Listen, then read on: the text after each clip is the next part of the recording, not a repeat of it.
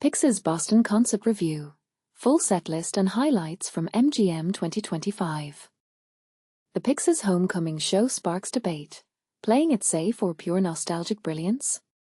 When legendary old rock pioneers the Pixies returned to their Boston roots for a highly anticipated homecoming doubleheader, they delivered an ultra-focused tribute to their college rock era that left fans exhilarated yet strangely disconnected. But here's the controversial twist. Can a band recreate classic albums note for note while still making the audience feel truly seen? Let's unpack this layered performance. The Pixies kicked off their two-night Boston residency at MGM Music Hall on July 18, 2025, supported by California rockers Momma. In a deliberate deep dive into their early history, the band performed their final two pre-breakup albums, 1990's Bossanova and 1991's Trompe, Monde, in their entirety.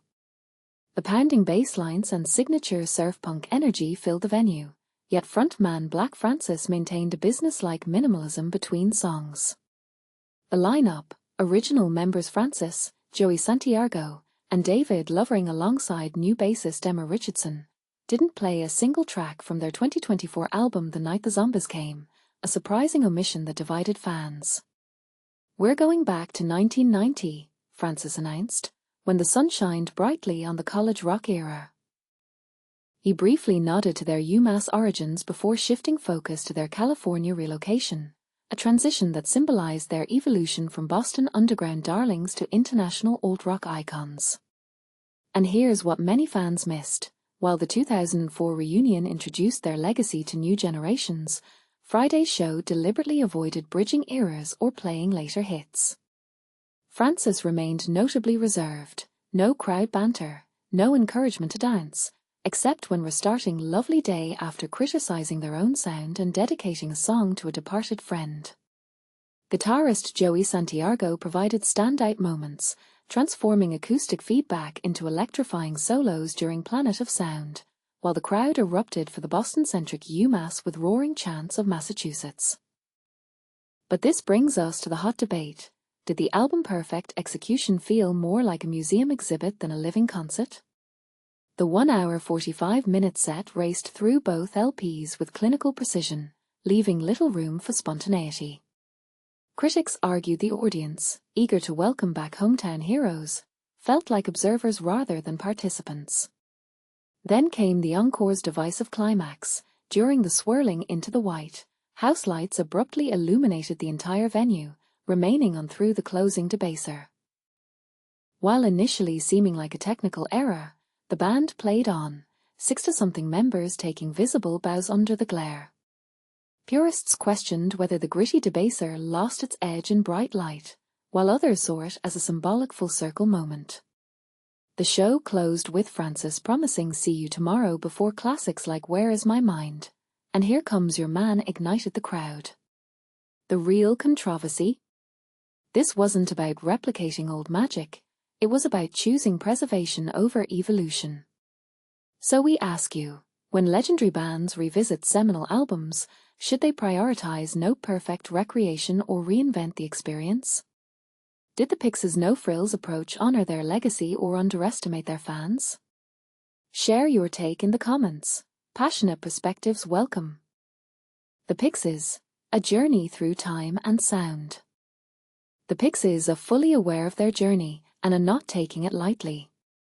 Even after all these years, a song by the Pixies unmistakably retains its signature sound. This is evident in I Hear You Mary, a captivating ballad featured on last year's album At the Night the Zombies Came. The track showcases the band's classic loud quiet loud dynamics, a surf rock-inspired riff, and lyrics that are both surreal and intense. In the song, band leader Black Francis poignantly sings, "A forevermore here among the broken tombs," a line co-written with guitarist Joey Santiago. He continues with the reflective question, how long has it been since I trod this ruddy soil?"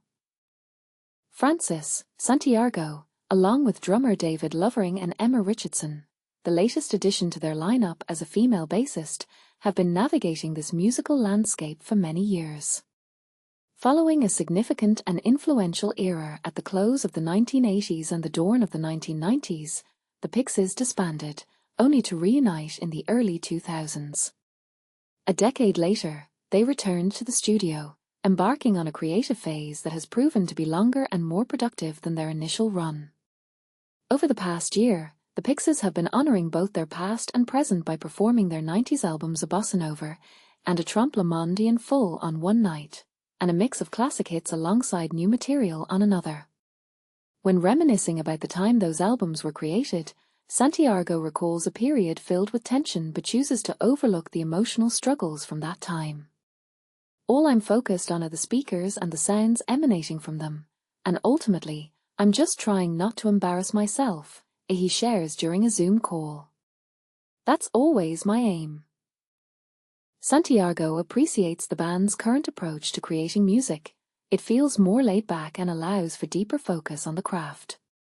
While he continues to explore new sounds and edgy riffs on his guitar, he expresses a desire to keep the element of surprise alive in his music-making process.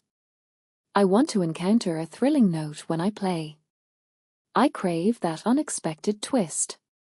I don't want to rely on a recipe every time I need to whip up a scrambled egg, he explains.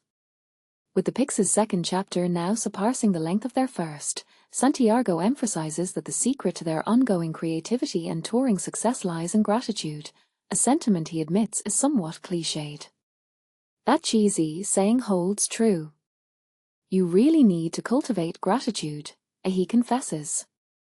It's about not taking things for granted, all those adult lessons I'll share with my kids, who will probably just tell me to F off. His children are now in their 20s, serving as a tangible reminder of how time has flown for their parents. Santiago recalls being on tour in 2004 when he rushed home to witness the birth of his son. Fast forward to today, and his son, along with a few friends, attended a Pixies concert in Los Angeles.